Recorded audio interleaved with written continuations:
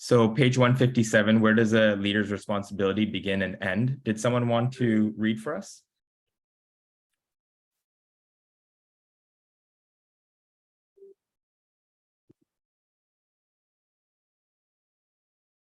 I can try.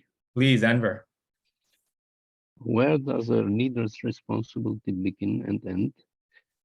Question in Srimad Bhagavatam 4.13.33. King Anga is described in Sanskrit as Udarati, which translates a liberal-minded.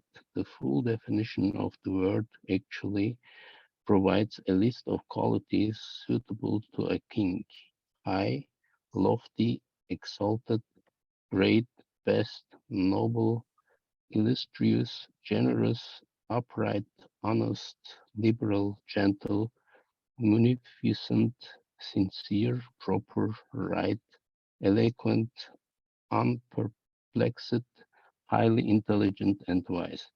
The use of this particular word also gives us an insight into King Anga's character, and the commentators say Udaradi means one who has a broader outlook. The meaning of the word Udaradi is Buddhiman, intelligent or considerate. Because of this, even for one's own sense gratification, one engages in the devotional service of Lord Krishna. Chaitanya Charitamrita Madhya Lila 24.91. Anga was advised by the Brahmanas to ask the Lord for a son. Prabhupada writes in his purport. Since the king was very liberal, the Supreme Personality of Godhead, in order to increase his detachment from this material world, willed that a cruel son be born on the queen, so that the king would have to leave home. As stated above, Lord Vishnu fulfills the desires of the karmis as they desire, but the Lord fulfills the desire of a devotee in a different way, so that the devotee may gradually come to him. Later, Anga leaves home. In doing so, he knowingly abandoned his citizens, who were like his children, to Vena's cruelty and irregularity. So, although we are speaking of leadership and responsibility and duty of maintaining the people, here is an example of a king who abandoned his duty both because he felt he had failed to protect the citizens from his son. The Bhagavatam tells us he tried to rectify Vena in various ways but failed, and so answered the higher calling of spiritual life. Where, therefore, does a ruler's responsibility begin and end? Does someone want to continue with the answer? Yeah, does someone else want to read?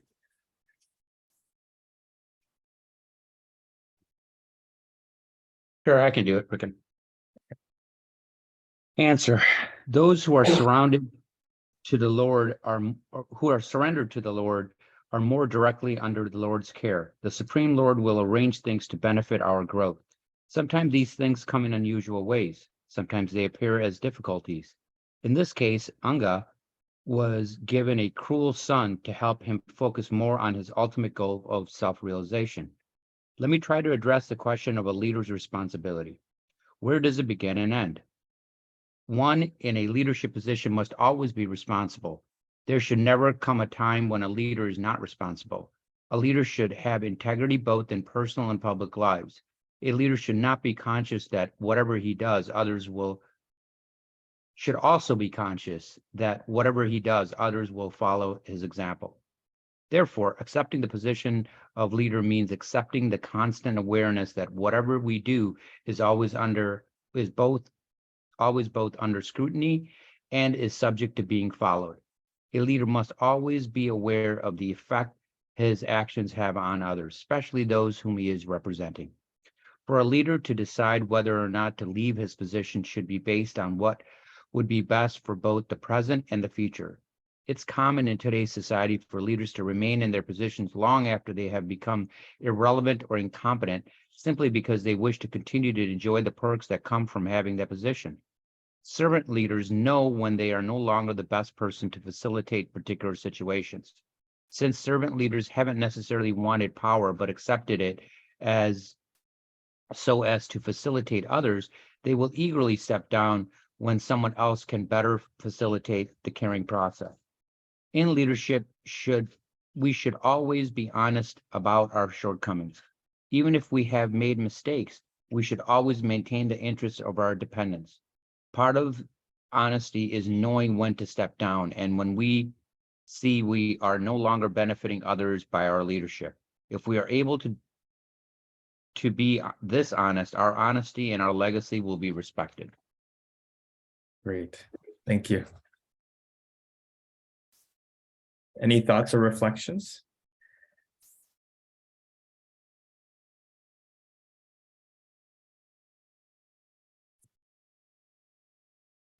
I love the definition that they had of liberal-minded. It really goes quite extensive, right? Like high, lofty, exalted, great, best, noble, illustrious, generous, upright, honest, gentle, magnificent, sincere, proper, right, eloquent, unperplexed, highly intelligent, and wise. I guess when they kind of talk about that, and I know it's just one definition, but it was this kind of lofty and exalted in the way that I know it's describing a king. I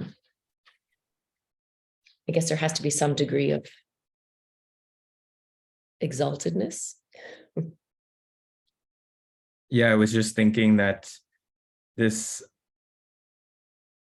I think the idea of being liberal-minded means that there's a certain amount of, I always think of inclusivity. And I think in being inclusive, there also comes a certain amount of responsibility as well. So I was just trying to see, because yeah, some of the words seem like it's a little bit of a stretch, but lofty and exalted. It is interesting how they they have some of these words that are very kind of grander. Though the definition below is nice. They make it simple, Yeah. intelligent or considerate. With Udari D.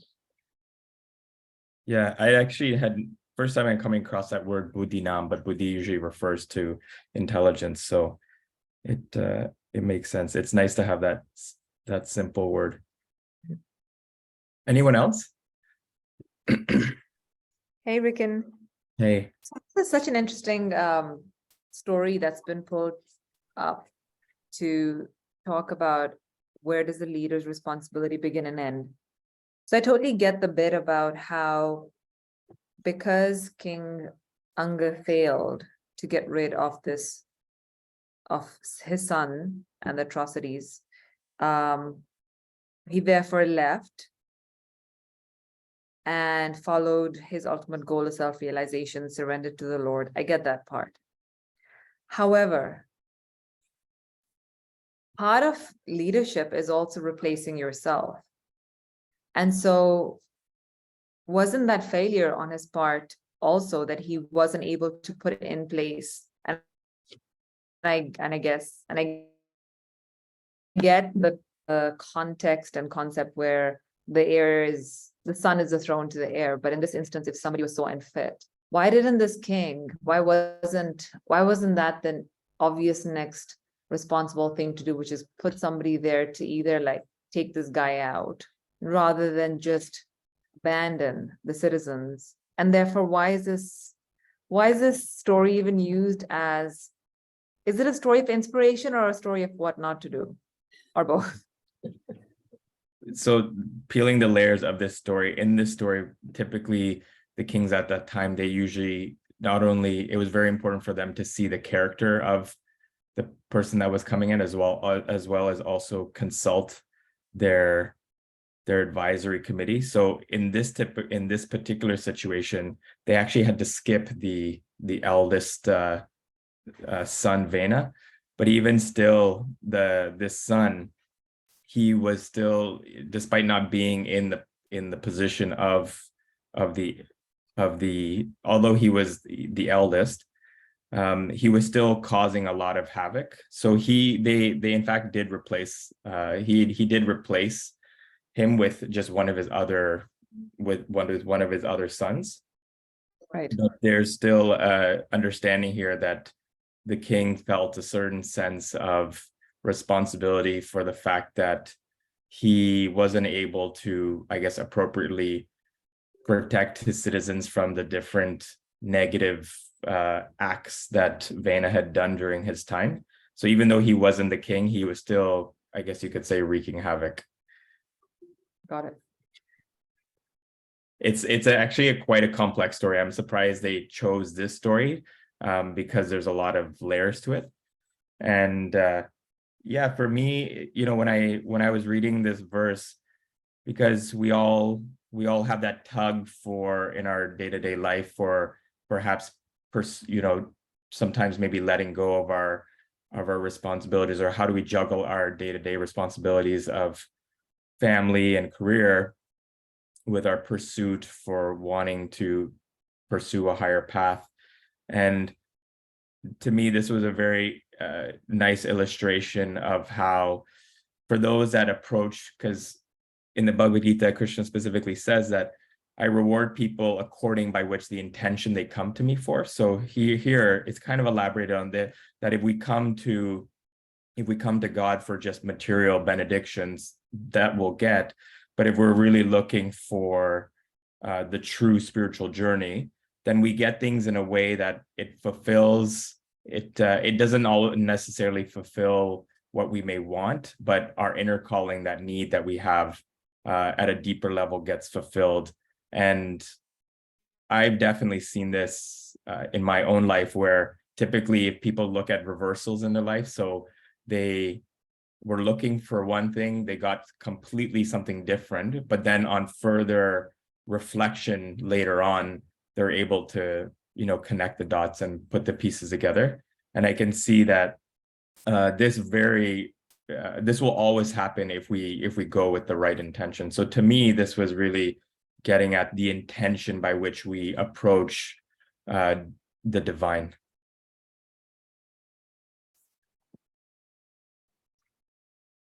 Ricken, if I may, there's so many layers here, right? It's just I think it's appropriate to talk about Tiffany talked about, the characteristics of a leader. And I think, these pretty generous adjectives to describe a leader, I think those are lofty for us to pursue, right? So once we reach those, then maybe we are exalted as a leader. Maybe you have reached the pinnacle. So I think it's more aspirational to the degrees. So that's one way to look at it. And then the other thing, I think this whole passage is about the limitations and understanding our limitations as leaders. Since we are leaders, sometimes we think we can fix everything. And I think this is an example of, we have to be able to recognize when we failed in fixing something, and it may be time to turn it over to somebody else. I find myself having come to those crossroads at times, and we're so programmed to continue and say, oh my gosh, I can do it, regardless. And I think this is talking about to that piece of it, right? So that's kind of what I got out of it so far.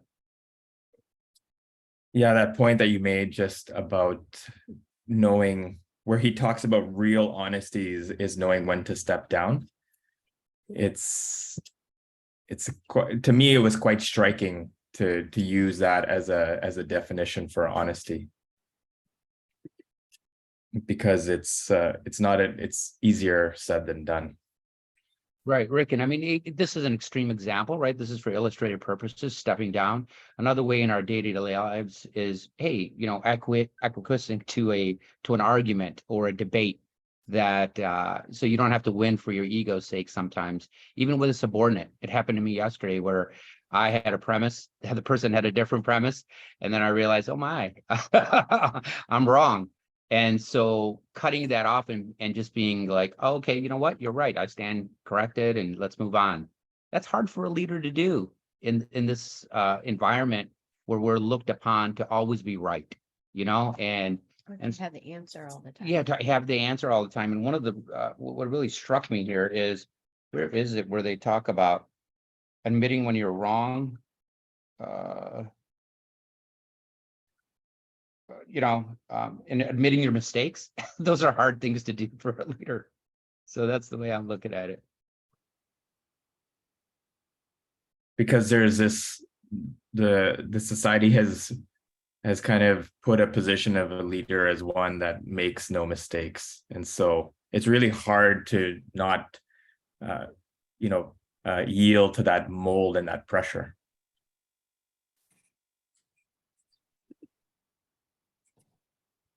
Yeah, thank you for sharing. Rasa, did you want to add? Oh, I was just saying that if you don't have the answers, or if you make mistakes openly, or if you are vulnerable, right away people see that as a sign of weakness. And so, you know, you lose respect, or you lose trust, or, you know, things like that will happen. I've seen that in my own professional career, where people are so ready when you're in a leadership position, people are so ready to try to find fault or dismiss you or bring you down.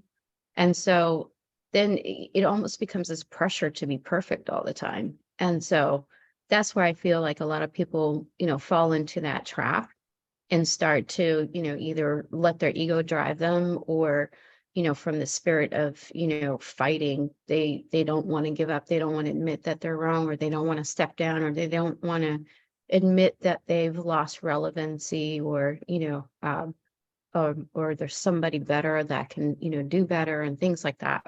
Yeah, I mean, it's very short-term thinking, right? Yeah, I think what exactly. you're alluding to. And so what we're learning, and what this book is teaching us, or I mean, I just joined not too long ago, is laying a foundation that's sustainable for the long term and proper leadership, right? And in those situations, when you're laying those foundations, in the moment, in the short term, it can be tumultuous. And so as leaders, we have to look at the big picture and make decisions accordingly to our mission. And so that's what Ross is saying. The pressure of short-term mistakes is constant. And so what this passage here is reminding us that even to the most extreme, you have to stay true to what you're trying to accomplish, which is, if you're truly trying to be a servant leader, you know, there comes a time when you've got to admit your mistakes and take it on the chin. Like Rasa said, if you're in a toxic environment and people are going to be critical of you, you have to be okay with that. Either you believe in what you're doing, or it's all hearsay. And leaders, myself included, sometimes fall into the trap of always wanting to say the right thing and do the right thing. Like we're here talking about these incredible, like almost, what's the right word would be, is like Superhuman.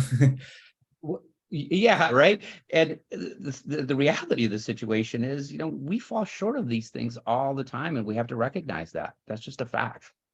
And if we don't, we're going to let our egos drive us, which is absolutely opposite of what we're trying to learn here. Sorry. Oh, thank you. Christine? Hello. Yeah, I don't know. I for me also the actually very story, like a stroke of understanding what is your purpose actually. And as for example, the statement, since the king was very liberal, in order to increase his detachments from the material world, he got a cruel son. That was the message. So that means he failed actually his purpose already before, and son was actually a consequence already, and his cruelty of failing his way. So and probably understanding that, like sometimes like for me, you take the cruel situations, like you want to fix the situation and somebody who is cruel, but actually in this way, of this divine to understand that it's a consequence of your doing or not, or like a failing actually, or just coming back to consider what actually you failed and which why is appearing. So for me, that was very interesting break of a point. I'm not sure if I expressed this correctly, like what I mean. Because that's the statement that he failed to protect the citizens, but why he failed is actually, I mean, it's for me, it's kind of a hint, because he was just too attached to the world. So that means it was before everything also happening, and consequence was going up. So kind of taking a decision to proceed with the higher calling. It's very cruel from one side because you kind of leave the citizens behind, or leave the people behind, but from another side, that was exactly why its situation rose, because you failed doing it before.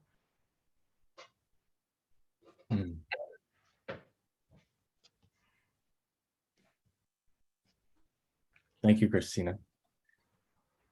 Ambika? I experienced servant leadership in the last organization I was at. So I spent a decade in the biomedical world, and nobody spoke about failures. And of course, everybody failed, because that's the nature of clinical research and clinical trials. But the focus was on winning, getting publications out, kind of putting your best foot forward, being in medical conferences, being the pioneer, the everything, the cutting edge researcher. It was just all focused on that. And inevitably there were failures, and therefore you're constantly doing more and more research. But it wasn't quite, it wasn't an open discussion. It was like, okay, that didn't work and that's about it, but let's focus on what's working. But inherently, the nature of clinical research and trials is it's based on failures. You'll have, 100 failures, and then something will work, and eureka, you come up with a new discovery. But how I saw it, how I experienced the world was, darn, something hasn't worked, try again. But the failure was never embraced. It was kind of like, ugh. Whereas I moved industries and went into impact investing, and the organization I was with, the founder, Jacqueline Novogratz, was such an incredible leader. At an organizational level, she would have meetings and say, all right, let's talk about our failures as an organization, what hasn't worked. And this organization stood to change the way the world's tackling poverty. And they started 20 years ago, gave birth to a whole new industry called impact investing. We're pioneers, movie shakers. And it was the first time I would see reports published by Acumen on failures, because failures are lessons learned. And now 20 years on, that spoken language, we talk about that kind of language. It's kind of cliche.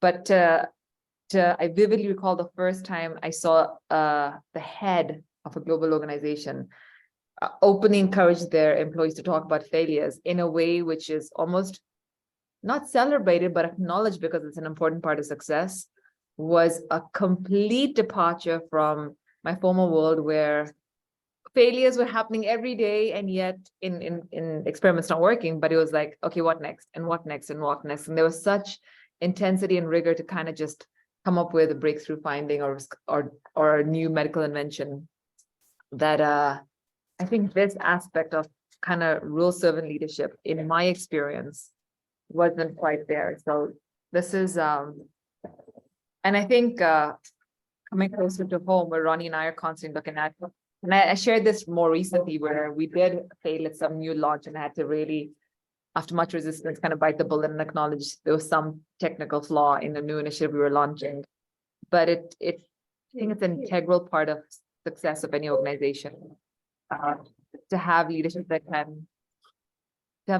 can own shortcomings.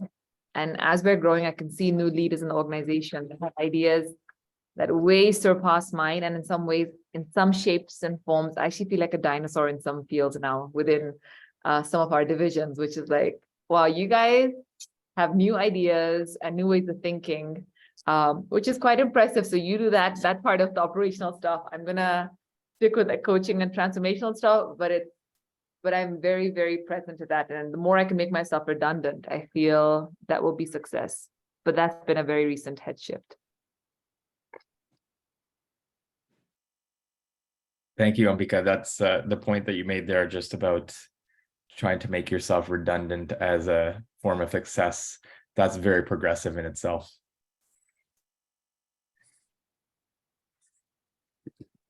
We had a couple more hands. Ed, thank you so much for being with us. Good to see you. Good to see all of you.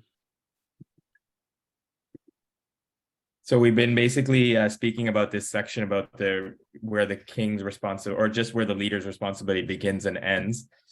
And, you know, as most of the pages are, it's quite loaded with many layers of different things. And so a lot of different things have come up here. Anything you wanted to comment on based on what you've heard, or anything else in this section specifically?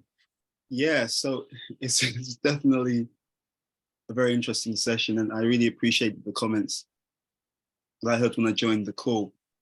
One of the things I take away from this particular section, especially when they're talking about this king, King Anga, he had the son Vena, who's unqualified. I'm going to share with you such an intense conversation I had yesterday that relates to this. I was speaking with one leader who's a professional. He was talking about how companies sometimes talk about inclusion, diversity, culture. And he says that but he sees, at least in his area, they don't live it. And it was very interesting what he said. He said, it's not that they don't believe in it. He said, but when there's a conflict between principle and profit, he said, that's when it's like, okay, let's just go for what's going to make us money. And he was really upset. He was very upset about it because he'd made a complaint about a particular leader who was behaving improperly. But because that leader was able to generate money, basically he'd been told, just don't talk about it, don't say anything, overlook it.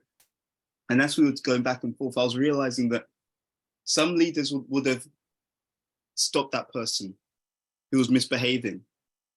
And I was also recognizing it's often easier when that person who's misbehaving, but who's able to get some outcome, it's easier when you're not dependent on that person. You see, the difficulty is that leaders don't think ahead. So with this particular section, the story of King Anga is that he has his son. His son is Vena. He's a very cruel king. And it's actually the duty of the leader to make sure that there's a leadership succession pipeline. But it has to actually be a leader, meaning that when someone else steps into that role, they have to be someone who's not going to terrorize the people. They have to be someone who's going to actually help to nurture and grow people. Now in some companies, it's a very interesting thing that some companies are experimenting with. It's called Helix leadership. So some companies, and you can find loads of papers and research on this, they're having teams which have two sets of leaders. One leader is more like a manager who oversees the execution, that the team get things done. The other leader is a leader who's focused on developing the individuals so that they grow and so that they're happy and that they, so that they feel emotionally invested. And because of that emotional investment, that they can actually do the best that they can, which is a very, very interesting model, because in one sense, you could argue that that model is separating the people-centered aspect from the execution aspect. Because sometimes someone who's very, very good at developing people, empowering people, growing people, they may not be the best in terms of making sure execution is done. It's actually separating out leadership from management. You see, so King Vena, he was a terrible example, but there are other examples. There's one example of he was in the royal family. His name was Duryodhan, and some of you will know he's a character in the Mahabharata, in the Bhagavad Gita. So he was actually good at getting stuff done. He was a good manager, but he was a terrible leader, mainly because his example wasn't good. You see, nowadays, and B.T. Swami will write about this, people say that don't worry about what I do in my personal life, right? It's what I do publicly. If I'm able to, charm you, say the right thing, bribe you, give you the, tax cuts, then that's enough, because that's all I need. But and many people believe in that stuff, but actually, well, a person is privately undoubtedly spills over into what they do publicly, even if we're not aware of it, because it's the same individual.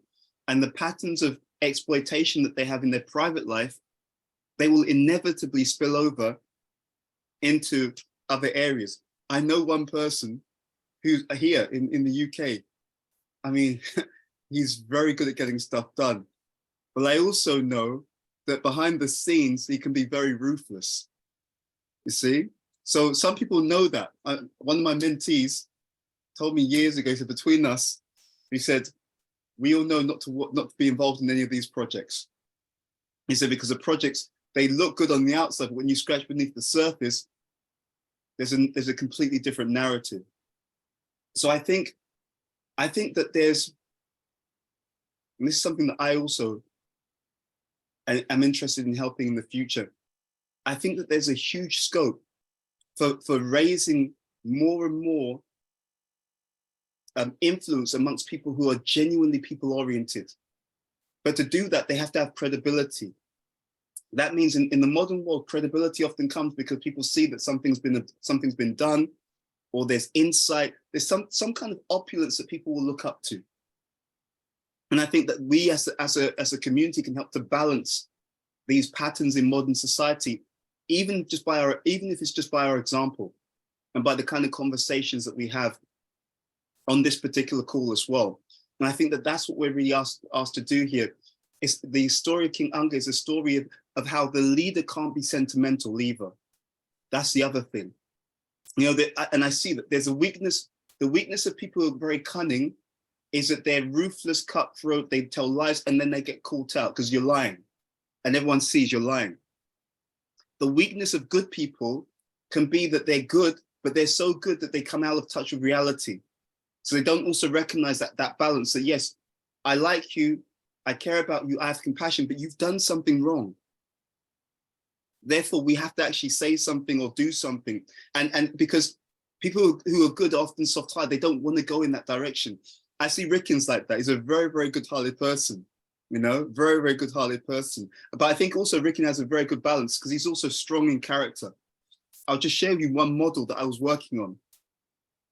And it's based upon certain statements and examples I saw by B.T. Swami and his own teacher. And I saw that there's 3 components for very, very successful people. The ones who have a dynamic balance in their own life. I look at 3 components. So to tell you where I got this model from, I created it based upon certain statements. So for example, there's a statement that one should be as soft as a rose and as hard as a thunderbolt. You see? So you have this balance again. You're on the one hand, soft-hearted. That means compassionate, caring, nurturing, right? So you could say that's traditionally the feminine. As hard as a thunderbolt means strong character, strong principles, strong judgment. You could say that that's traditionally the masculine. But there's a third element, and I think we see that in this particular place. It's very, very much in touch with the reality. So objective. So if you're soft-hearted and you've got strong character and you're objective, I find that when all of these 3 overlap, then you have someone who's going to be very, very successful, not just in one area of life, but in all areas, because the soft-heartedness and the strong character have to be based upon what's the truth. Does that make some sense? What's actually going on? Like, let's say that someone you care about does something wrong. What's the truth of it? Are they really remorseful? Because Rick and I we were talking about some leaders that we know who make some real mistakes. And the question comes up, are they really sorry? Are they really remorseful? What's the truth? What's the impact on the community? And then what's an honest, objective, and fair response. And if we don't take into account all these things, if we don't remain soft-hearted, if we don't remain strong in character, and if we don't remain honestly realistic about what's the truth of the situation, not what I want to believe, not what I feel, it's like what's actually the truth. If we don't have all three things in place, there's always an issue. So what I see with this model is you can actually evaluate people and then you can see a lot about them. Some people are very soft-hearted, but they're not strong in character. They sometimes get exploited. I think we've all seen that. Some people have very strong character, but they're ruthless. There's no heart whatsoever. And then everyone's scared of them. And people, to be honest, don't want to deal with that person. It's like, it's just so harsh. I just don't want to have anything to do with it. You even have some people soft-hearted and strong character, but they're not realistic. They're not honest about what's really going on. And because they're out of touch with reality, that leads to another issue. So I just see that in this model, and it's explained in this section, King Vena, he was soft-hearted, but he wasn't realistic. He didn't see, King Anga, he didn't look at the reality and see that this person is unqualified. In this story comes from the Bhagavatam, the Srimad Bhagavatam. And they tried many different things to change the behavior of King Vena. But if they were objective, they would realize, looking at it objectively, this person isn't going to change, he's not listening, and he's cruel. So he should never have been allowed to occupy that position of leadership in the first place. You know, B.T. Swami will write somewhere else in the book, the leader who's sentimental is actually a disservice to the people. You see? That's what it means. That sentimental means out of touch with reality. We're not, because sometimes, and I've made this mistake many times. Sometimes I don't want to acknowledge the harsh reality of a situation. Maybe because I'm invested in it, you know, I've got a track record with the people. So I don't want to look at the harsh reality and see it's not working, you know, and then I don't deal with it properly. Therefore, there's fallout. And I can see a few of you nodding. So I think some of you can understand where I'm coming from. So just a model for human excellence. I'm going to elaborate on this maybe in a future session. A model for human excellence and a very powerful way to evaluate yourself and other people. Where is the heart, right? So the soft-heartedness, the compassion, care. Where is the head? Strength of character, principle-centeredness, and where is the reality? Right? How truthful they are. So I call it, I had certain synonyms for this. So conscience, character, clarity. Yeah. So conscience is, or compassion, character, clarity. So the clarity is all about what's the facts, what's true, what's actually going on, even if it's not palatable, even if it's not true, what's the reality of the situation, clarity. Conscience or compassion, you know, being soft-hearted, we have to care. And that soft-heartedness, if it's mixed with the head, you know, character, then it's what's actually best for the long term for everyone concerned, including yourself. So compassion, character, clarity. When these three things are in place, and when we make decisions, I was pulling this together as a decision-making framework, you know, that when we have all three factors acting in place, I've got the strength of character to do what's right. I've got the soft-heartedness to do what's actually best for everyone. You know, I'm concerned, and I've got the clarity. I actually know what the truth is, and I'm not in denial. I'm not sentimental. I'm not kind of minimizing something, which will then become an issue later on. Because someone who's ruthless is like, okay, oh no, they're not that bad. Oh, you know, you can't tell. Maybe, you know, maybe that, you know, they've just had the bad day. It's like, well, no, they've done this for years now. We can't pretend. We have to look, what's the truth? Conscience, compassion, character, clarity. When all three aspects are involved, then we tend to make the best possible decisions, you know, the best possible decisions. We can see things early. We recognize the truth. We deal with it sufficiently strongly. When people are traumatized, one way that you can tell that someone's traumatized is that there's an imbalance. Either they're too soft, you know, and they don't have any healthy boundaries, and they get exploited. And it's a result of trauma because they can't stand up for themselves. Or another result of trauma is that they're so hard. It's just about what they want. It's all about being a strong person. They become so defensive and so harsh and so controlling that it's just like anyone who's around them just feels I'm being oppressed. They want to control everything, force everyone to do whatever they want. You know, they're just really harsh, overly harsh. Another form of trauma is that the individual doesn't accept the truth. You know, something that's actually true, they just don't want to accept it because they just don't want to believe that these patterns are really playing out. And of course, you just end up having to deal with the reality a bit later on. You know, if I pretend that someone isn't stealing and they are stealing, eventually it becomes clear they were stealing. And we've all had this experience. Sometimes you think back and think, I had a bad feeling about that. Well, I thought there was something going on, but I didn't want to believe it. It's like, yeah, you saw the reality, but you denied it because you didn't want to accept clarity. You know, anyway, so I think with King Vena, it signifies to all of us that we have to be balanced and honest. You know, honest, we have to be very, very honest. What's the truth? And and we make decisions based upon the reality, not what we want life to be like, what we think. And this is why we did the exercise a few weeks ago. We should also consider that the body is going to pass away. You know, so we do take care of the body, we do take care of the mind, we do take care of our emotional life, but we also want to recognize that if the physical existence eventually goes down, which it does for all of us, because we all over time age, etc., then what's all about doing something also for the inner aspect? You know, why deny that? One of my friends, I saw on the weekend, he's got high blood pressure. I was telling him there's certain exercises you can do now that will keep you in good health, even into old age. Just closing our eyes and thinking, oh, everyone else is growing old, but I'm going to be young forever.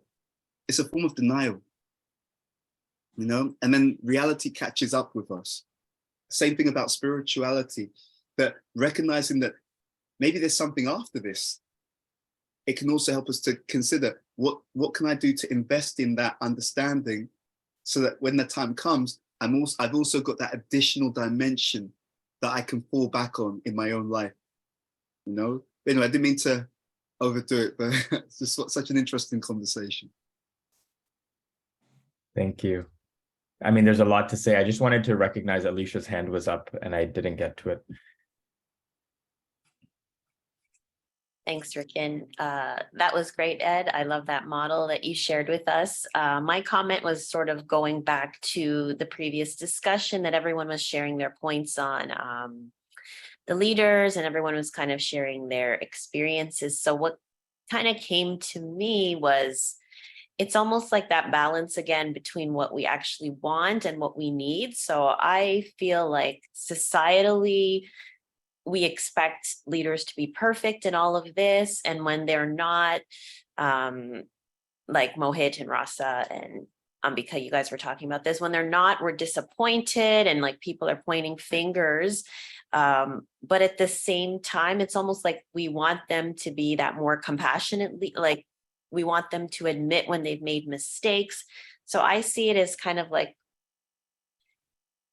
there's like a conflict between what we actually want, like deep down, and then sort of what we've all been conditioned to expect. So it's like we end up being kind of disappointed on both sides. But I think in reality, what we want is more like the leader Ambika was referring to, who would admit that, you know, there were mistakes made. But I think that culture kind of has to shift for that to be acceptable, both for the leader themselves to feel like they can admit to that, and also for people to be willing to be okay with it, to be like, oh yeah, you know, our manager just said that they made a huge mistake and that's okay, rather than getting all judgmental about it. So I just see it as kind of a whole culture shift needs to take place for us to actually be happy, because I think what we want is the admissions of failure, but we're still, when it happens, everyone kind of gets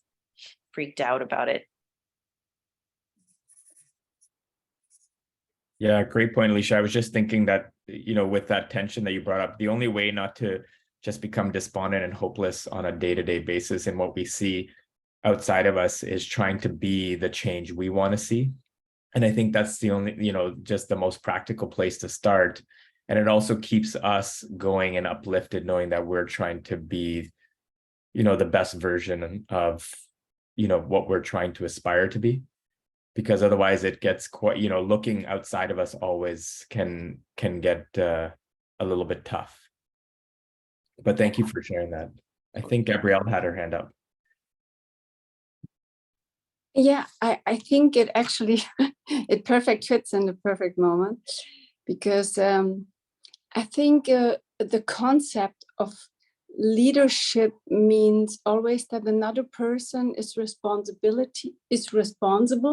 for the life of another person, which actually we're not, let's say, I think we are entering a time which this concept doesn't work anymore, because every person is responsible for her own life.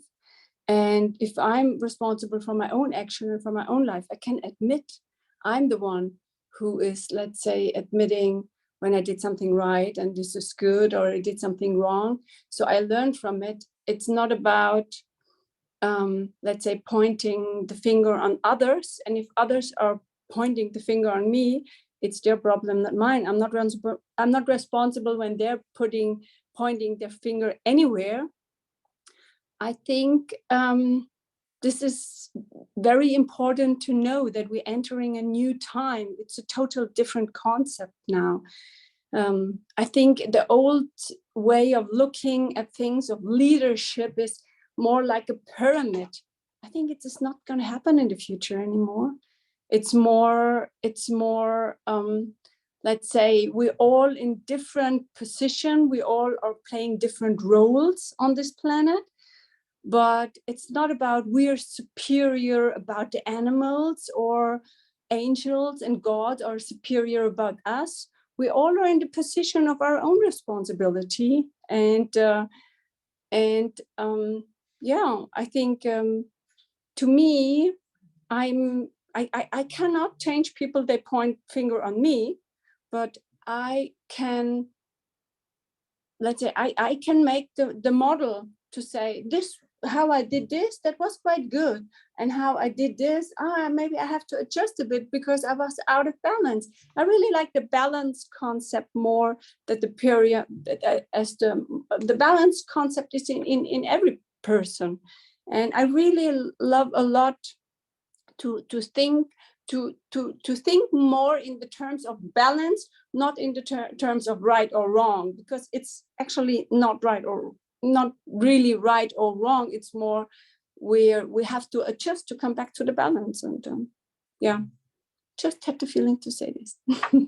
Came through my mind. Thank you, Gabrielle. One thing that I was just thinking about when you were speaking is that, you were talking about how maybe a previous way of leadership won't work for today. And I was thinking that the inherent nature for society is that there's always going to be people who want to lead, and there's generally always going to be people that are going to follow.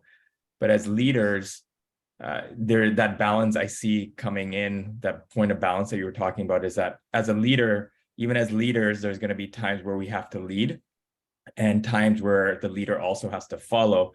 And I think that's really important to consider in this situation, because these are kind of leadership principles that have stood the test of time. And I don't think that just kind of completely wiping the slate clean will really be something that works, because there's already an inherent nature that exists within people. But even as us as leaders, I think the balance is really when we lead and when we follow.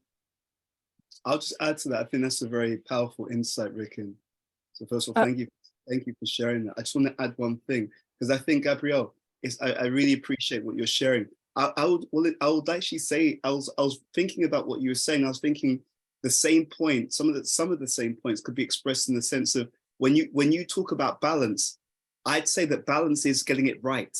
So when we say sometimes it depends on what people mean by right and wrong, I'd say that when the leader, to add to Rikin's point, when the leader recognizes his or her caretaking responsibility, I'd call it like that. When the leader recognizes that within a certain area, I've got a responsibility to act like a caretaker and to help everyone uplift according to my responsibility, that is doing leadership right. And when the leader uses his or her position or influence to exploit other people, then that's when they're doing their leadership wrong. I would also add that servant leadership, which is what we're talking about in the book, is really the upside down pyramid. It's where the leader considers that actually I'm the servant of everyone else. So it's not that, I know what you mean. People have often exploited leadership as that kind of up, like a pyramid where I'm above and everyone else is below me and I can exploit and take care and take whatever I want from them, which is complete, I agree with you completely. That, in my mind, that's not even leadership. That's misleading. That's exploitation.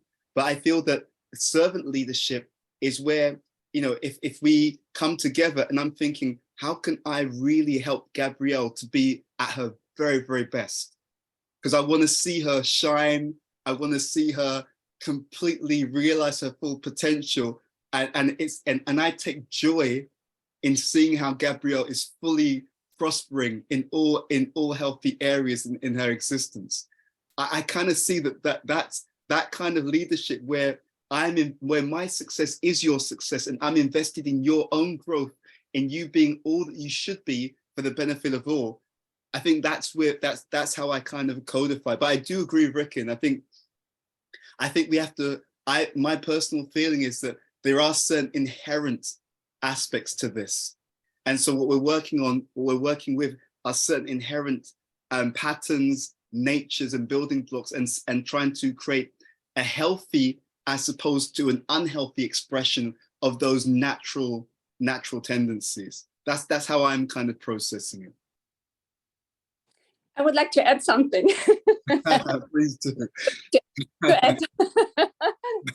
No, because yes, you helped me now to express this in a better way, because I was just thinking in the shamanic thinking, which is talking about female energy and male energy, and the male energy is more, let's say, mental, and the female energy is more emotional. And also the female leadership, like a mother, is more caretaking, and the father rule is more like ruling, because we always see a king. It's more the king is ruling. We rarely see, let's say, a queen is ruling. It's more the king is ruling. This is what I meant. It will shift to, let's say, like this Maria, the mother of Jesus state. It's more shifting to this gentle way. So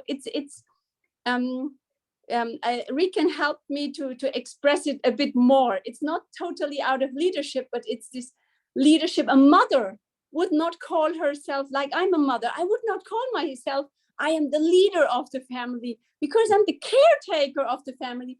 This is, so now I can bring it in better words. I'm talking from the leadership will shift to a caretaking model. And so you helped me to express it in a bit better way, what I actually mean. So thank you. I think that's such an important point. I really believe passionately. See, in the ancient Indian, or Vedic literature, the mother's considered the first guru. You know, it's not a small role. It's actually a tremendously valuable role. So the mother is a leader. In fact, yeah, seriously. And so when a child, whether it's a son or a daughter, when they get that healthy, nurturing energy, it really sets them up for tremendous. I looked into this. Often, if you see men who are strong and balanced, it's because they had very, very good mothers. Honestly, so I really believe that that's a key part of the success of our future civilization, is that there must be, in the Vedic civilization, it says that women must be valued. And one way to demonstrate that value is that they should be protected, they should be looked after, they should be valued properly. And then that sets the foundation for the entire civilization to flourish. In fact, it goes so far as to say that if women aren't properly valued, like protected, the entire civilization has to, it basically falls apart, honestly. So I'm really glad that you shared that, because it reminds me of just how important that motherly love, that motherly leadership, that nurturing, that how absolutely fundamental it is. And so I would also say that, and it's in this book, or it's in Spiritual too. B.T. Swami says that all good leaders, they have a balance of both the masculine and feminine qualities, but with a predominance of one over the other. So if it's a man, if he's balanced, he can also be caring and nurturing and so on, but he'll have a slight balance of the masculine qualities. If it's a woman, she can also be directive and be firm and be strong, but she has a balance of the feminine qualities. So everyone is meant to have a mixture of both qualities, but with a particular predominance. And that predominance allows them to also be situational. So the mother who's looking after her children and nurturing them, if one day the child is misbehaving, that mother can say, hey, stop. That behavior is not good. It's not good for you now, and it's not good for your future. You have to stop it. So even though she's nurturing generally, she can also be stern with the son or daughter when the need arises.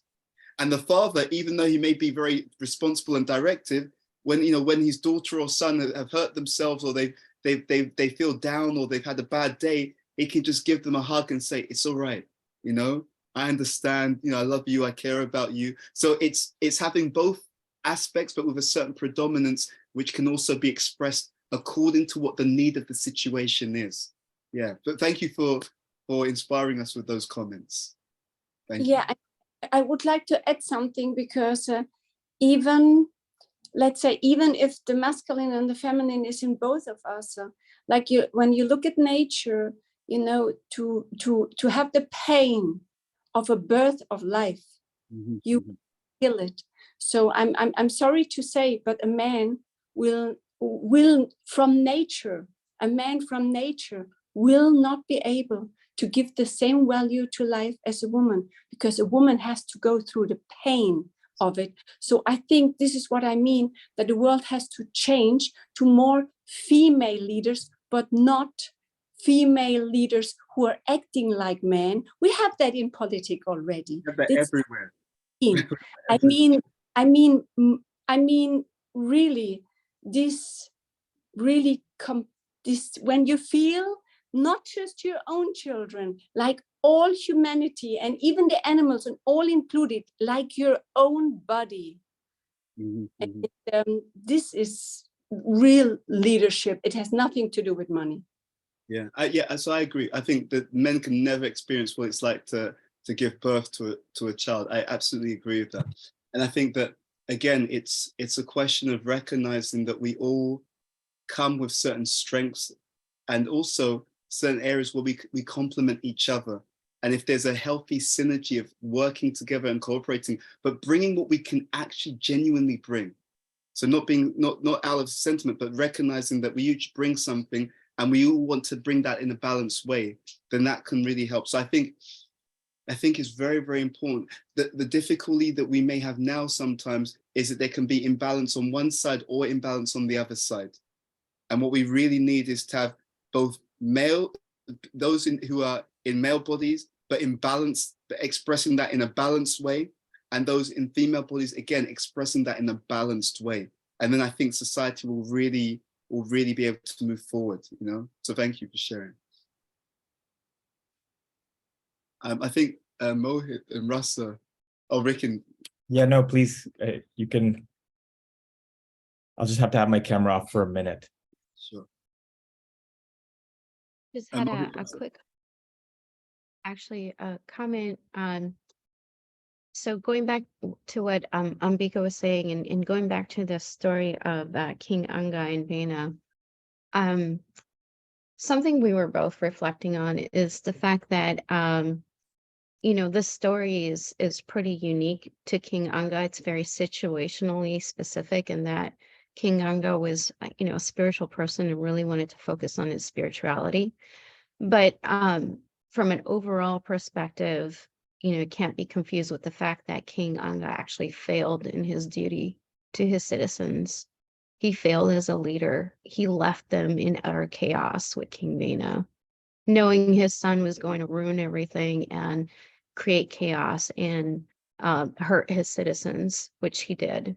So we were talking about how there's a healthy balance, because in one way, let's just say if I was a citizen, a a subject of King Anga, I would have, anger towards King Anga for abandoning, and sort of leaving me to the effects of his son, knowing that his son was going to do this. So, and it's kind of a personal story for me because I situationally have a similar effect with my father, who sort of gave up on certain aspects of his responsibilities and left the kids to a situation of complete chaos and disorder, knowing that he was doing that. And, it was almost like, well, is that the right thing to do? Even if you say you have more nobler aspirations and you want to focus on, more nobler personal pursuits, it's like, well, let's just admit to the fact that you're leaving this situation in such disarray and sort of giving up on this situation that, it feels almost like selfish. So I just wanted to bring that up, that there's such a fine balance, because at the end of the day, I think even spiritually, when you have a responsibility and when you have a duty, like, BT Swami is saying, as a leader, and if you're truly a servant leader, then you have to put yourself on pause, your own needs on pause, to deliver on your responsibilities, because that's truly, serving, that's truly your service, and that's in many ways going to elevate you spiritually, because, you're putting yourself in, a difficult situation and an uncomfortable situation in order to serve others. The other thing we were also mentioning is that in different situations, it calls for different types of leaderships. So like in King Anga's case, he couldn't be, he couldn't be, let's just say he had to be more compassionate, and he wasn't, more compassionate to his citizens. We were just talking about, like, if you're a general in an army, you can't be balanced to be more compassionate and to be more, nurturing, so to speak, because if you make a mistake, that's human lives that you're wasting, if you will. So, you're not allowed to make, mistakes. Your margin for mistakes are going to be much smaller. So anyways, I guess what we're saying is, at the end of the day, leadership is very situational, and, having those characteristics where you're always going to make the right decision, no matter how challenging it is. So you have that character, like you were saying, that you have that compassion, but, you can't be sentimental about the compassion. Sometimes you do have to make those, difficult decisions. And then, Yeah, and then the third thing that I would add is I think leadership starts with the fact that, can you get the job done? Bottom line. So irrespective of anything else, and your point is so valid, then you start to evaluate, how am I getting there? Am I being compassionate? Am I being balanced? But too often we forget that leaders' first and primary job is to achieve the task at hand in a systematic manner, yeah. while also at the same time being compassionate to the needs of the people. So like duty comes first, right? You're accomplishing the goal, or in King Anga's case, taking care of his citizen was his duty. Yeah. I'll just add. No, I think it's such a powerful point. I would agree with you wholeheartedly. I think there's a few things here, I'm so glad that you shared this. That I'd say that is compassion. A leader who lets the citizens suffer, he or she's not being compassionate, because you're allowing people who have looked to you for guidance and protection, you're just walking away and allowing them to suffer. So I'd say it's not just that he's not getting the job done, he's not getting the job done and he's not being compassionate. He's actually missing on both things. So I think, and I agree with this point, I think compassion has to always be there. There's a statement by Bishwadev. He says, compassion must be part of the king's makeup. He says, but he must guard against displaying a too forgiving nature, or he'll be considered weak by low men and they will take advantage. So I think there's a subtle distinction. So we should always be soft-hearted, because we all know, right? We've sometimes met someone who had a bad experience in life and now they've become bitter, resentful. They've got no hope in the goodness of people, and they've allowed other people's mistreatment of them to make them actually cold to any warm interactions in life.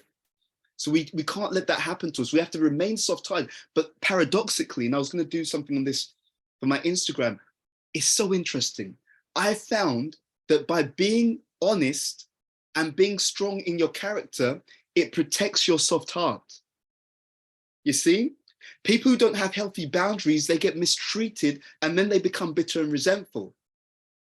But to stop us becoming bitter and resentful, if we have healthy boundaries and enough firmness of character to say, look, this is got to stop. That's what stops us becoming bitter and resentful in the first place. So I completely agree with what you were saying, Rasa and Mohit. Yeah, the leader has to do his or her responsibility and do it well, not just for their good, but for the good of others. I will just also add to what you were saying, Rasa. I truly believe that sometimes the reasons why our leaders fail is because they didn't look after themselves properly. And because they didn't look after themselves properly, they've got nothing in the tank to give to everyone else. And so sometimes I think in the name of being selfless, I think sometimes our leaders become sentimental. For example, a leader thinks, I'm not going to go to any training. I've got too many things to do to look after the citizens. But if you don't train, how are you going to do a good job to look after the citizens? So when the leader understands that I need to invest in myself so that I can deliver on my responsibilities. So I think the two things run parallel. You know, and I think that sometimes the reason why our leaders have made mistakes, especially when it's well-intentioned leaders, when it's well-intentioned people, I often see it's because they're sentimental. They're not clear on, look, if you walk away, this is what's going to happen to everyone else. Are you clear on, oh no, it'll be all right, it'll all work itself out? No, it's not going to work itself out. You're responsible, you walk away, these people are going to suffer. Are you clear on that? You know? So it's, again, that reality. It's not, things don't always just automatically work themselves out. It's not like, if only it was like that. But the truth is it isn't. And we have to be honest and see what's going on. And I think that's why leaders also have to have advisors, because often the people who are not directly involved can say, look, this is what's actually going to happen. You think that you think that your son's going to, figure it out for himself. He's not. There's, I mentioned this in the previous session, but I mentioned this to Rikin, and I know in a previous session that I wasn't able to attend, I think you did an assessment. It was looking at what they call the dark triad. So the 3 dark aspects of leadership. So narcissism, psychopathy, and Machiavellianism. Did you do that assessment with, did you do an assessment with Rikin on that topic? Yes, no? Okay, maybe you didn't cover the assessment. There was an assessment, there's online, and I shared the link with Rick, and maybe I think that week there was so much conversation you didn't get around to it, but there's an assessment that people can do, and it tells you how much you have narcissism, how much you have psychopathy. Psychopathy is defined as lack of remorse and lack of empathy for other people. And then the third one, Machiavellianism, it's like a tendency to be ruthless in order to achieve one's outcomes. So there's an online test which allows you to measure how the degree of what they call the dark side of leadership, like that. But anyway, we'll do that in another session. But yeah, so I just want to agree with what you were saying, Mohit and Rasa. I think that where I've seen this work well is when the leader keeps abreast of his or her responsibilities. And if they're going to move, then they have to understand early, okay, I'm going to move. So it's not sudden. It's not, I decided to check out. It's like, okay, I know I'm going to have to move in a year or 6 months. So I'm going to start now putting all the other things in place so that by the time I move on, everything is in a healthy space for the people who I'm responsible for. Does that make some, I hope that makes some sense. So I have to think ahead and prepare ahead, plan ahead, and arrange ahead so that I'm not just suddenly pulling out and everyone just has to suffer the outcome. Yeah. Yeah. Okay. So, any other points that people were thinking about from? Oh, and by the way, Ambika, I saw your message. Sorry, I'll see if I can find something on the role of mothers in that sense. I think it's such it's such a powerful topic from the Vedic perspective. I'll see if I can find something on that. My wife actually did a lot of study on that kind of stuff, and I'll be honest with you, it's so interesting. It's such an interesting thing. the women, you know, they can actually basically empower people in ways which are extraordinary, you know, in terms of like just uplifting the next generation and how they interact. One thing I'll share with you though, which is, I know Rick and I discussed this previously, in Ayurveda, which is an ancient system of health and wellness, ancient Indian system or Eastern system, it talks about how the first few years of the child's life, the love of the mother is most essential, you know, because she represents unconditional love. So sometimes it's said that love of the supreme, the closest thing in the material world to love of the supreme is the love that a mother has for the children. And the reason why it's considered to be the closest thing is because of its unconditional nature. The child is not in a position to give anything back, and yet she still showers that nurturing care, nourishment, affection on the child throughout that child's life. And if that's done well, then that child, according to Ayurveda, it sets them up for having strong mental strength, strong emotional strength, strong emotional stability. I mean, there's so many benefits. So it's a very, very essential piece of the equation, you know. And B.T. Swami was saying that unfortunately in this time in modern society, there's a lack of that motherly or nurturing energy. There's a lack of that coming from the men, and also a lack of that coming from the women. So we need that nurturing. All of us need to make sure that we bring more of that forward, because it's foundational for everyone else's development. Yeah, so I just wanted to add that. I saw, was it Gabrielle? Actually, Ambika, so maybe we go to Ambika first, just so that she can respond, and then Gabrielle, is that okay? Okay, please. Yeah. Hi, Ed. Thank you for sharing that. So I have a follow-on question, which is, if I look just 2 generations ago at my grandmom and others, there's so many things my grandma would say to me, which as a kid would kind of just take on because she's my grandmom. As a teen or late in my 20s, it was kind of like, okay, that's just whatever, so discard it. And now in my late 30s, the more I'm delving into spirituality and understanding Vedas and reading it, it all, like, of course, comes full circle. I get their points of reference or their teaching. But then I guess the question is, I see so many equally in generations of, like, most certainly our generation, but prior generations, where men especially were never given the space to kind of just be emotionally balanced. So if I just give my family as an example, right? My dad's family's been in the army, and what I saw in the West for men who are maybe our generation to be able to express emotions and talk about them, and how you say own the feminine as well as masculine aspect, is more of a Western exposure that we have, not at all an Eastern exposure. And so is that representative of just that whole lack of education that moms have from the spiritual perspective? Because I know factually moms, multiple generations, have been intensely religious, but somewhere there's a disconnect, because I can just trace generations back where there are some anomalies, but the majority are the way a man just shows up in families is just more stern, more disciplined, less compassionate. So more Thunderbolt than Rose, at least in our families that have experienced, right? And there's anomalies where there are more of the balance. And so I guess the question is, and like, I'm clear there's an education even now for our generation and generations to come around the role of mothers and conscious parenting. And there's many I know in the field now, and something I'm passionate about. But for prior generations, given that they were more spiritually plugged in than our generation, how is that a miss? Or was it a miss? And I hope I'm asking the question correctly. But it's basically, there was more spiritual influence then, and yet the men are the way they are, and it's probably nurture more than even nature.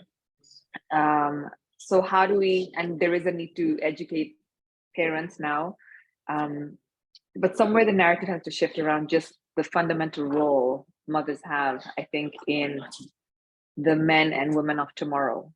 Yeah, so it's a very, very good question. So what happened was, you see, someone may be, this is a big topic, but I'll try and give a few brief comments.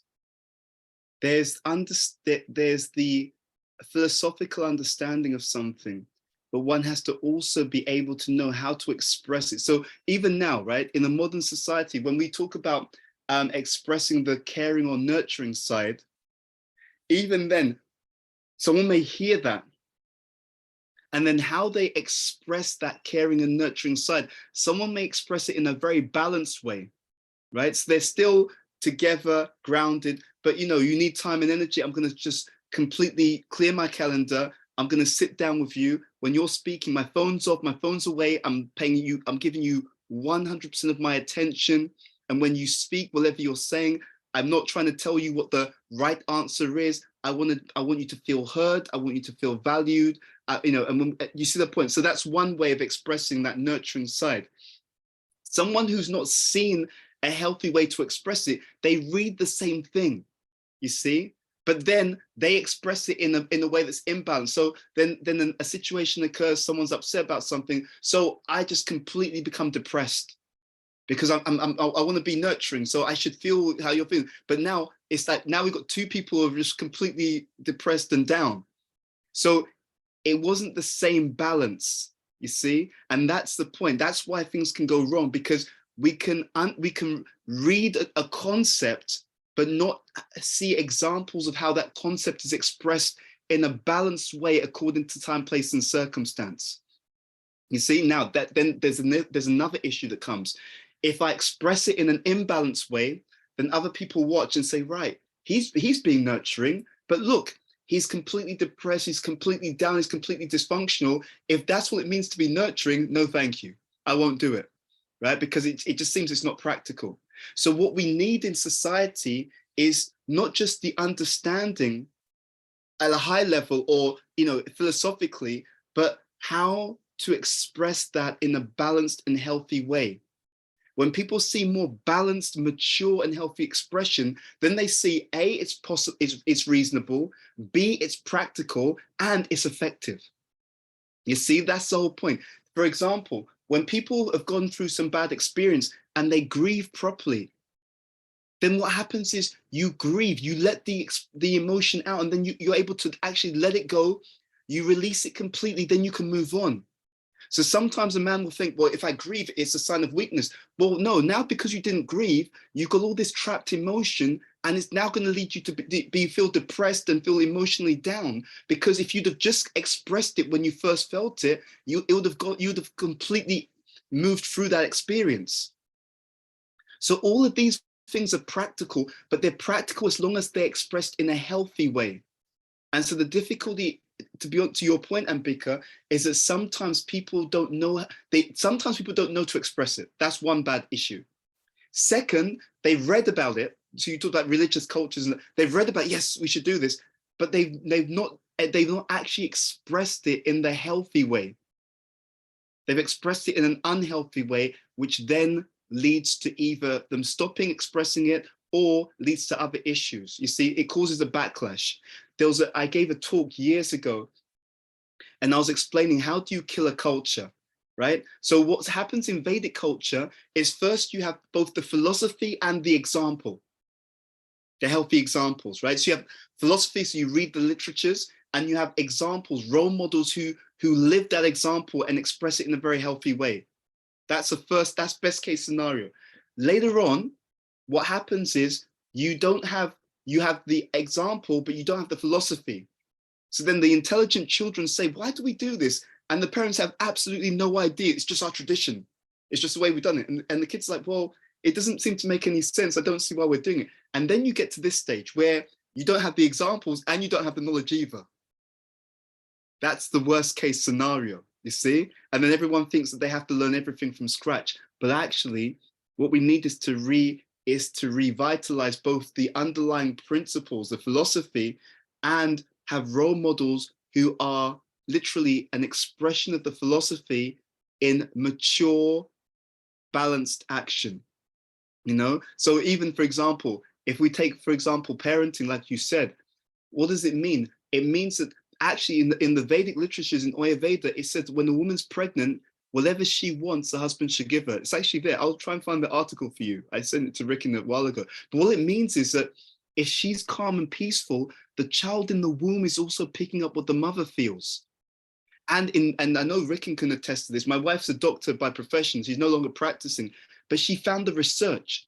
There's research. The mother's mood during the 9 months of pregnancy has an implicit effect upon the child's mood. And even if the mother's very anxious, the child is predisposed to anxiety as an adult. So then you can see how there's a complete connection between the mother's emotional state, even her physical state, and the child's physical predispositions and mental and emotional predispositions as well. I did a study on this, right? So what happens? So now what do you do? In a society where maternity leave is very, very little, right? And maybe that lady is in a highly stressful environment, and then people are surprised that the child is predisposed to stress or other issues. And it's like, well, no, she should have been cherished. And it's difficult because the way modern society is, in many cases, people have to be working so much just to make ends meet. But ideally, if she's pregnant, you just relax and you should be in a peaceful environment. You shouldn't be under stress. You're already carrying life in your body, you know? And you'll see again and again and again, when it's done properly, when it's done in a healthy way, when she has that time and space. That doesn't mean that she can't be active. Actually, it said that she should be active, not overly active, but if she's active, it also helps the child to have a natural predisposition to also be active. It's all there. So all of these things, if they're done properly, it predisposes the next generation to come into the world with a strong, healthy foundation, you know? And that's the 9 months in the womb, and it's also the first 5 years of the child's life as well. All of these, and these things are known. There's a section in the literature called the Charaka Samhita. There's a section in that literature called the Kaumara Bhritya, which is pediatrics or child psychology, and that literature is thousands of years old, and it explains all of this stuff in that literature.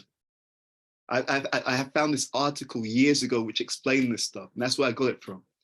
So yeah, and then you compare how people are now, and how if that lady is pregnant, she may be under so much stress. What to speak of work? What if the relationship isn't so healthy? You know, the husband's shouting at her. The child can hear if in the womb, if the parents are thinking, should we just get rid of the child? The child can pick that up in the womb, and that also has some ramifications. So it's a big topic, but just to give you some highlights on that point. But thank you for your question. I'll try and find the article. There's an article years ago. If I can find it, I'll send it to you. I think you'll find it incredibly interesting. Yeah, thank you. Gabrielle, thank you for being so patient, first of all. Please, you wanted to say something. You're muted, Gabrielle? Sometimes I don't even know how to use my mobile. I forgot. I listened so much to you and I read so much, I forgot what I wanted to say. Okay. If it comes back to your mind, please, we'd love to hear. Yeah, please. Yeah, it comes back. But it's just, you know, I don't know. I know everybody is just in the right place on his journey to learn everything. But what I wanted to say is our Western society is not so much supporting to exactly what we were just talking about. It's really society, the political system. You know, I have so many friends, and the women, you know, how can they at the same time, you know, being a lawyer, being successful and being with the child? It's just not possible, because the day has 24 hours. And I think there is a lot to change in the perspective of society, you know, that also, let's say, also the mothers who are taking care of the children, that there is, in the Western world, this becomes more honorable again, because when it's not honored, for example, when a couple is splitting up, you know, and in the relationship, or in the whole political system, as long as the man becomes far more valued for his work, even for the same work. I mean, we know that even in Germany, which is probably one, like US, one of the countries you think you would like to believe in it's equal, it's not. It's definitely, it's not with the pension, it's not with the salary, it's not equal. But the responsibility for the children is always, I mean, it's very seldom that children stay with the father. It happens, and I don't want to blame any man of this planet, to please don't understand me wrong, but it's a society thing that in our all brains we have to adjust to this, because, for example, my own thinking, my own subconscious belief system, when I hear, for example, a man is cheating on a woman, I think, you know, I'm not blaming this because I hear it so often. So it's, you know, it's not even, you don't think too much about it. But even myself, if I hear a woman is cheating on the man, it's like, oh, how can you do this? Because I even myself, I'm expecting more. I'm expecting more from every woman than I expect from a man. And I think, how can that be? I'm a woman. I put myself under pressure why I'm doing this. And if I'm doing it and I'm conscious about it, how much must that be in the other heads? Thank you. I think I really resonate, especially the first point you made. I think it's really important that when people are nurturing others, we shouldn't think it's a second-class activity. No. I really agree. I mean, I really mean this. And I'd say, I'll be honest, I don't even say that it's as important as making money. I'd say that nurturing is more important. It's more important. Of course, it has to be facilitated by the resources. So people need to work as well to provide what the child needs. But I don't agree with this idea that, you know, yes, it's about successes. You made lots of money and yeah, you got kids and that's nice. That's the secondary thing. I actually think it's not like that. And actually, interestingly enough, in Eastern cultures, that ability to raise a child and nurture a child, that was considered foremost. Work was actually to facilitate life. It's not that life is to facilitate work. Whereas what we have in modern society is very much a work-centered culture. So it's like, yeah, you have all these other things, but the most important thing is actually your job. That's what determines your status, your value, your importance. But actually, that's not how it should be. And I agree with you. It's unhealthy. It's unhealthy. So we should recognize that people who nurture others, they are as valuable as everyone else. It's a truly noble and essential role in society. There's some research that says the proliferation of mental health challenges in modern society is directly correlated with a lack of proper nourishment of young people. There's some research that suggests that, you know, and it's difficult because if people are under stress, then that stress also spills over into the people that they're trying to take care of. So that's why it's very, very important. Yeah, I would like to add that I think for me, when COVID started, most people thought, oh, why does this happen to us? You know, I don't know why, but my first thought was, oh, it's good that it happened. I tell you why, because all these jobs, it's not just the mothers, it's it's all people, not women, not mothers, it's all people who are caretakers for children and for elderly people. It's the worst salary you ever can have. And I thought, you know, this must to be recognized from humanity. And through COVID, it became a bit, but we will have other challenges. I make this prediction. I'm sorry to say, but it's not enough. It's still not enough entered the acknowledgement and of mankind that we're still on the wrong track, in the wrong direction. This success, it's a whole thing, and it has to do, as you said, to really value life, and money should be used for life, and not life for money. Yeah, I get your point. I definitely hear your point. Thank you for sharing that with such energy and conviction as Oh, well. I'm very passionate about all what I'm talking about. Thank you. I know we are almost at time. I just want to see if there's any last comments that anyone would like to make before we end today's session. I had an activity, but what I'll do is actually in one sense a blessing, because there's something I wanted you guys to look at. It's some tables I've made. But what I will do is I'll send it to Rikin to share with you. And there's some blank space. I'm going to ask you to fill something out, and then we can discuss that more in our next week's session. I've created a table which has got the 10 principles of empowered leadership from the Leadership 2 book. And then we've split that. We've got in the table, it cross-references those 10 principles in terms of strategy, activities, and outcomes. So I'll send the documents to Rikin. He'll forward it to you. And I'm going to ask you to print them out and then also fill some of them in. What you'll do is you're going to look at the table I've created. You're going to look at the outcomes. I'll write all this down. I'm just explaining to you, but I'll write this out so you can follow the instructions. You're going to look at which outcomes you want, and then you're going to trace it back to what are the activities and what's the strategy that needs to be put in place to achieve that particular outcome. Okay, then we're going to have a discussion about how you intend to achieve some of those outcomes specific to your project, your company, your team, etc. I'll give all the instructions and also the template to Rikin to forward to you, and then I'm going to ask you to bring the completed table, your own completed table, with you to next week's session, and we're going to start to discuss some of the practical ideas that you have in mind. Okay. You'll see what I mean when I send you the document. Take care. Have a great weekend. Thank you very much. Bye bye. Yeah. Bye.